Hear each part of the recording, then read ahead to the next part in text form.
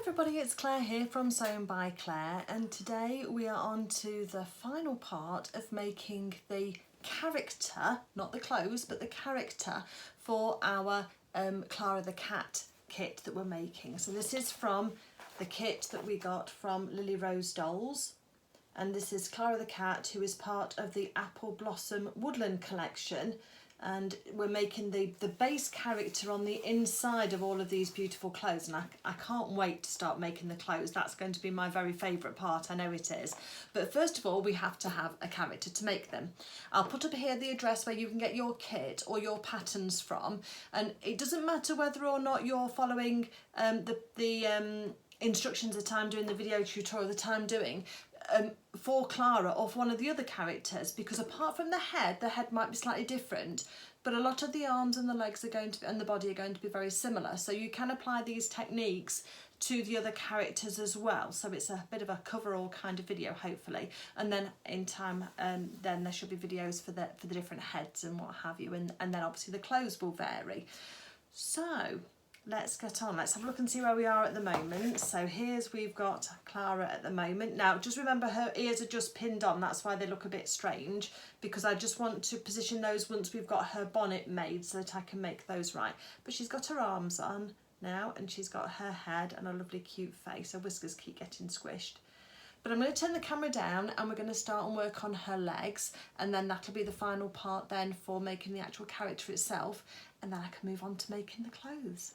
Okay, let me go. Oh, before I go, let me just say a quick thank you to Claire and to Richard of Lily Rose Dolls as well, because they're sponsoring the video for me by sending me the kit, and I asked them if I could make a video tutorial of it, and they said that I could. So I've got full permission to be making these tutorials from them, and I'm really grateful for them to be giving me the kit so that we can actually make this together. So yeah, let me turn the camera down and we'll get started. So if you have a look in your box for your kit, the last two pieces of felt that you should have now are for your two pairs of legs.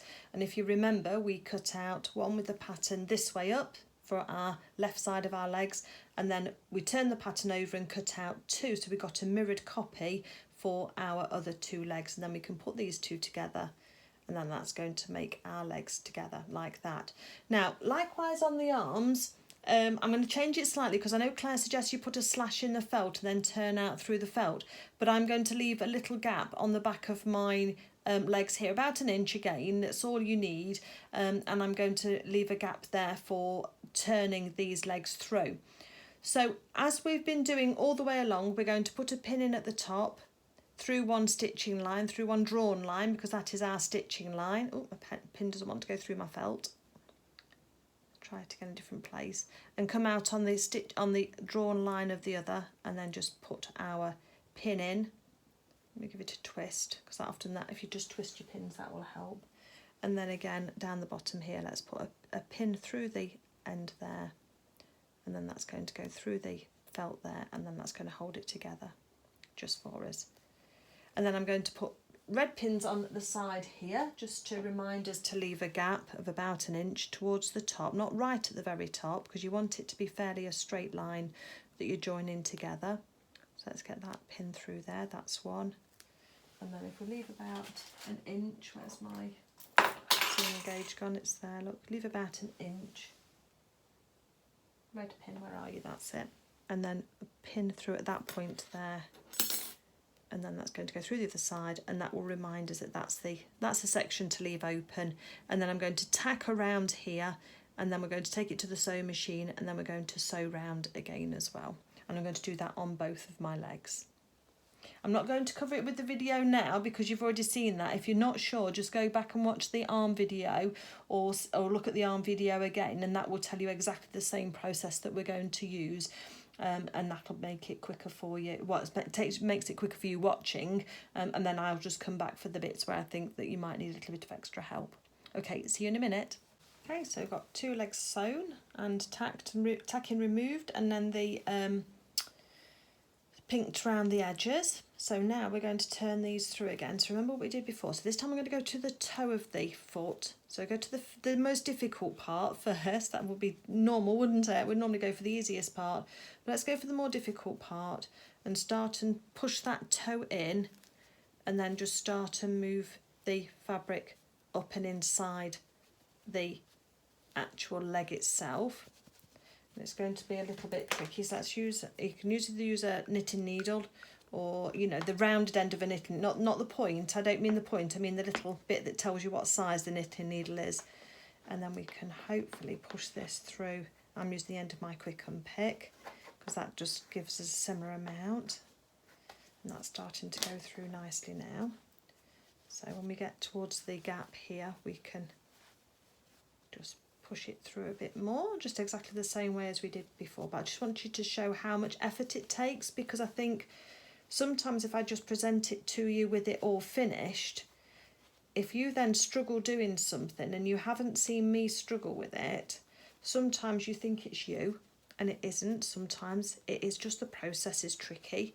So therefore that's why I wanted to come back to you and just show you this part here, so you can see how much manoeuvring we need to do in order to get this to come through properly. So there we go, we've got it sorted. So now we can go on to the other section here and just push that through, give it a little wiggle. And again, we're trying not to stretch this felt out of shape. And just try not to be too tough with it, because otherwise, and too rough, because it won't work for you. So again, just roll those seams between your finger and thumb, and that will just hopefully get you out to your stitches to where you need to be. Should have a nicely rounded top if you've used those pivoting techniques that we've used before. Let's pull the heel out. These dolls stand, don't they? So we need to have a nice firm base so that they can stand nicely. There we go, that's that heel. And then we just got to get our toes out as well. So sometimes you can grab the felt if you've got nails, but if you've not, then don't worry, just get a pin and just use a pin gently, but gently, because either the pin can flick out your fingers sometimes and it's going to flick out towards your face, or you can pull on the felt too hard and pull some of the fibres out, and we don't want either of those things to be happening to you. So just take your time. So there we've got a leg. It's going to fit onto there quite nicely, isn't it? So next stage then, once we've got all of those seams out nicely, I think we have just about, happy with that. Make sure you can just see your stitches through, and then you'll know you've got to the right point. Put your pin out of the way, because you want to make sure you don't get your pins mixed up with your stuffing and then end up inside your character. And then we're going to get some stuffing, and we're going to start and push it in. And the stuffing first needs to go down into the foot. So we're going to put a bit in, like a small handful in, and get that inside first. And then I'm going to use my screwdriver that I use, or you might have some, I think are they called hermostat tweezers, those ones that kind of can push stuff down. So that's very good, isn't it, those ones? I know a friend who's got some of those. Okay, and then we're going to keep on just pushing our stuffing in, bit at a time, and then just move it into position, because we want the heel to be properly supported as well. So let's push that in there. Let's get that down into the toe first. And again, you see I'm holding on to my leg through with the felt, round the felt, so I can feel if that screwdriver's getting a bit close to the edges. Don't want to be piercing your felt for your leg. Oops. If you do, then try and just stitch it together as best as you can. If it's under her dress, it's not going to matter, is it? Or if it's under some, one of the other characters' trousers, you're not going to have to worry so much. But it's still better if you can manage to not actually stab a hole through in the first place.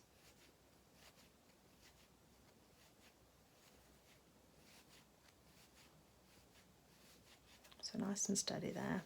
But let's get that heel nice and rounded, because the feet need to be nice and flat, don't they, so that the feet can start and support the body, but again nice and firm.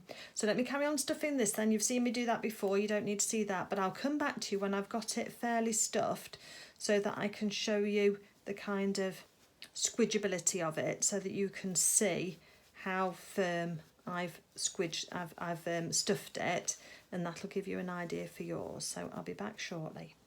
Okay, here's my foot when I've stuffed it. This is really quite firm. I don't know if you can tell that. I'm quite squeezing that quite tightly. And the ankle is firm too.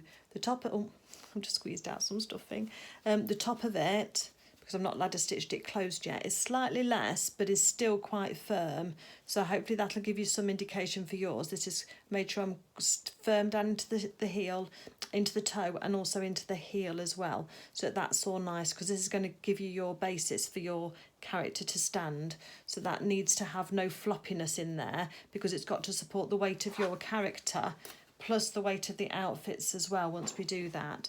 So that's the stuffing amount in that I've put in. So I'm just going to ladder stitch this closed now on the back there, and then that'll be all ready, and I'm going to do the other one, and I'll come back to you when it's time to attach them to the doll. Okay, so I've just got my thread ready for my legs, so to make sure that doesn't get tangled. So that's double, and I've got about 1 metre of thread on there, but we might not need as much as that, but it's easier to have too much than it is to not have enough when you're joining these on. And we've got 2 legs here. Oh, one's a bit skewy for the top, look. And we wanted to make sure they're pretty much even as well, and they should be. One might have a slightly flatter foot than the other, but you want them to be about the same. Okay, they're looking better now. And then we're going to work out just which one, because sometimes when you sew them, one kind of suits left more than right, or right more than left, and I think that's the way I'm going to put mine on. So let's put those down like that. Let's get Clara in so that we know where we're going with her, and we want to be putting her legs on here. Now the idea is that Clara will actually stand, so we need to be putting these in the same way as I did before with the arms, so that pen comes out. And let's just make sure that she's got her legs fairly even. Oops, slipping down. And the same in terms of forwards and backwards. I don't want it to be pintoed, do we? I might even put her legs a little bit higher actually. Let me just put these on just for a starting point.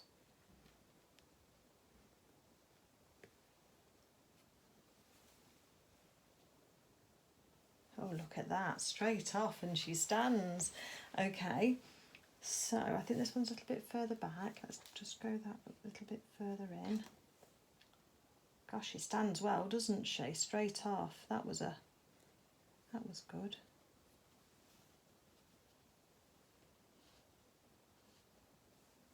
We can cinch her legs in a little bit, can't we? Does she look lopsided? Just trying to make sure that we've got her kind of where she needs to be. But yes, she stands really well. Look at that, just straight away, and I can wobble the desk a bit and she's still standing. I'm impressed. Okay, I might go just slightly back with them. So we're going to have that bonnet on, aren't we? Which won't weigh a lot of weight. But it's just now just trying to get this so that they're about right. Oops. The felt slides on top of itself, doesn't it? So it's just trying to.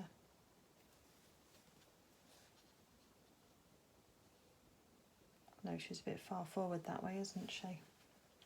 She's a bit tummy forward. Let me turn her sideways so you can see how I've got that. Lift that arm up so that you can see.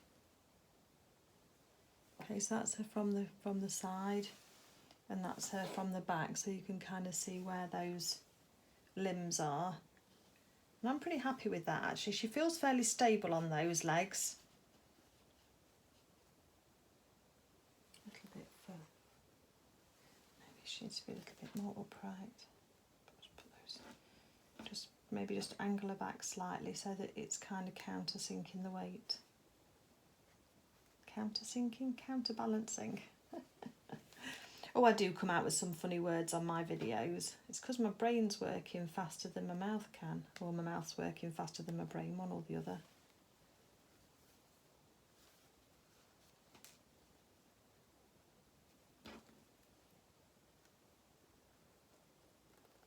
putting the pin through the top of the leg. Oh, that's slightly better, isn't it? Oh no, she's a bit blade-legged. That's better, isn't it? Yeah, I think that's better. So you're just trying to go equally distance between the tummy and the bottom, really, to get that on. And once we've got, and then we've got quite a straight back, and then a head slightly further back, but then I think that's going to give her a nice upright look. And generally the legs are slightly poseable as well, so we can kind of get her as straight as we want. Okay, so we've got the pins holding her in, so let's do exactly the same as we did for the arms. Oh, don't get tangled up. And we'll go in through a inside leg, and then we're going to aim for the centre middle of our leg, so around about there. I'm going to pull that through, but not too tightly, because we don't want to pull that knot all the way through. Then we're going to take a bite of our felt, so just a little way distant, and then we're going to go through, and we're wanting to come out at the centre middle of the other leg. Try not to move your leg, try to move the needle by taking it out and coming back in again, rather than moving your leg, because you've got your leg into a position where she'll balance.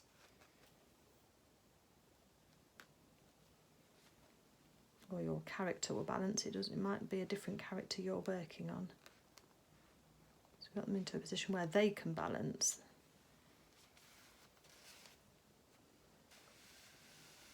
Pull that thread through. Let's just have to take the pins out and see how we're doing.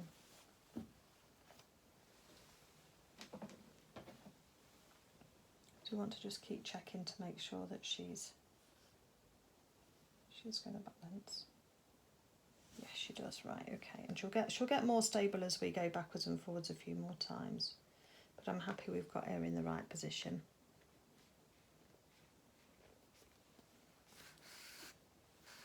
So let's just go through a couple more times, and then we'll introduce the buttons, because I'm going to put buttons on mine again. And if you think you've not got a stash of buttons, just have a look at what you've got in your charity shop bag, because you might find you've got like a man's shirt or a lady's blouse or something that you can then pinch the buttons off. That's what generally I get a lot of my buttons from. Because then there's also a video on my channel about how to get fabric from from a shirt. It doesn't matter if it's men's or ladies, does it? From a shirt, in order that you can then use that fabric for making garments for your characters. Anything that's a natural fibre I tend to hold on to, because I'm sure it'll come in handy for making a character. So then thread your button on and off again, through one hole and through the other. And if I was using a button that had got a cross in the middle, oh, got tangled up here, hold on 1 second. If I got a button that had a cross in the centre, I would do a certain number of stitches in one orientation, and then I would then go back and do the same number of stitches in the other. So each time, so you've got, say, like if you had a cross here, I'd have 2 stitches going that way and then 2 stitches going that way, just so that you've got them, the threads look equal each way. Let's just put this, and now got the buttons on, so now we're going to try and go through the holes on the buttons and keep those. On mine I've got 2 holes, so I'm going to just keep the buttons, holes straight across.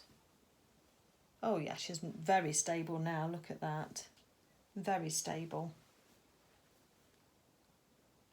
So let's go through again. I'm probably going to do 4 or 5 crosses through. So again, just trying to take that pin needle in and out again. And you should be able to eventually find the hole in the middle of your button. Just take a bit of trial and error sometimes. Just be careful though, because these long dole needles are quite lethal. Traiting, can't you? I was trying to get these through. And look, her legs have come in together quite nicely now, where they were quite splayed, weren't they, before, but they've just come in nicely.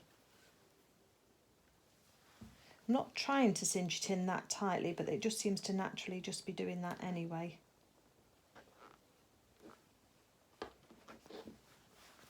She's very cute. I know she's a little bit fiddly to make because she's so small, but she's nice. She's a nice size. Too high.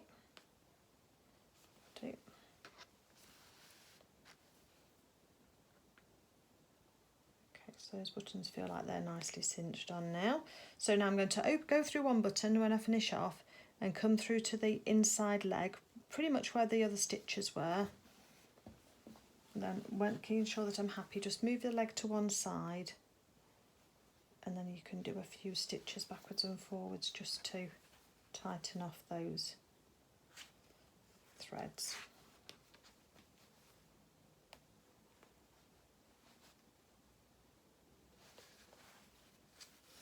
Oops, got her arm caught. Just to make sure that we're nice and happy with that. Now once you're happy, then let's put one big long stitch through and come out through her tummy. And then that's out of the way, isn't it? And then put some pressure on the thread as we snip it, and it pulls the cut end back into the in there. And there we go. Apart from her ears needing to be sewn on, but we've got a good reason why we've left those, Clara is finished as in a character. Look at that. Okay, let me just turn the camera around. Because the ladder stitching doesn't look too bad, and that'll be hidden by the clothes anyway. Her ears will get stitched on with her bonnet. She's got a nice shape to the back of her head, and she is slightly poseable in terms of her arms and her positioning. And with these we can actually sit her down as well if we wanted to, because the legs will move quite nicely. Yeah, I'm really happy with her. How cute. Okay, we're done for this. Next on to the exciting part, which will be the clothes, and I'll do a whole new series of videos for those. Let me just turn the camera around so I can talk to you properly then. Hold on one second. Okay, that's been a very enjoyable few hours sewing, might I just say. A combination of hand sewing and machine stitching is necessary for anything this small anyway, especially for finishing off. But here's Clara. So you can kind of see how big she is. I think she's supposed to be 10 inches, I think. Let's see if I've accomplished that or not with my tape measure. 10 inches. Tips of ears to the soles of her feet, 10 inches. So I'm quite happy with that. So that'll do nicely. Arms are poseable there, and as I say, her legs will sit down. Love the shape of her tummy and a little chest as well that she's got going on there, and her arms. Very nice, cute face too. Ears that will get stuck on at the end, as I said multiple times, so I'm not going to say that again so that you know. But yeah, I'm really pleased with her. So I want to say a really big thank you to Claire and Richard of Lily Rose Dolls for sponsoring the videos and for gifting the kit to me so that I could bring these videos to you. I hope you're as thrilled when you followed these videos with your Clara or other character as I am with this one. And as I say, the next thing then is the really exciting bit, isn't it? Because we get on to making the clothes, and I'm really, really looking forward to that. If you've enjoyed this video series, then I'd appreciate it if you'd click the subscribe button. I know everybody says that, but we'd love to know that you are following along and you're enjoying the videos. I think my videos are about 40% subscribers and 60% not, so there's quite a lot of people who watch the videos who aren't subscribers. And it really just makes my day every single one that I get. Also, if you want to click the like button for the video, I'd really appreciate that. That really helps the video get pushed out. Any interaction like that or a comment pushes the videos out to more makers and creative people in their suggested videos, and then that gets more recognition for my channel and for the time that I spend making the videos and editing them and then uploading them, because it all takes a lot of time behind the scenes as well. But if you don't want to, that's absolutely fine. I'm very happy to have you here anyway. So I want to say thank you very much for watching. I hope you've enjoyed it, and the next range of videos that will be coming up next will be her clothes. So I'm really excited about that. So I'll see you again when we'll be making the clothes for Clara. Take care everybody, happy stitching, bye.